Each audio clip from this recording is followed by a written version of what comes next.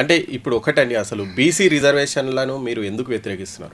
ఎవరు చెప్పారండి అసలు బీసీ వ్యతిరేకత? ఒకటి ఇప్పుడు బయట మరి మీరు పిటిషన్ మీరేసిరా, లేదంటే వ్యక్తిగతంగా బుట్టంగారి మాధవరెడ్డి గారు వేసిరా, అది పక్కన పెడితే రెడ్డి జాగృతి వాళ్ళే మరి బీసీ రిజర్వేషన్లను వ్యతిరేకిస్తున్నారు అనేటువంటి ప్రచారం అయితే చాలా బలంగా వెళ్ళింది. మాధవరెడ్డి గారు, బుట్టంగిరి మాధవరెడ్డి గారు అనేది ఏంటి, తన ఒక సంస్థను నడుపుతున్నాడు. ఇప్పుడు ఒక వ్యక్తికి వేసినా కానీ తని ఇప్పుడు సపోజ్ మనం ఎక్కడికో వెళ్తాము, ఒకరిని పేరు అడుగుతాం, అడిగిన తర్వాత మీరు ఏం చేస్తున్నారు అని అడుగుతారా లేదా? సో మనకు ఆ వ్యక్తి ఏం చేస్తున్నాడనే మెయిన్ పాయింట్ అవుట్ అవుతుంటుంది ఇక్కడ.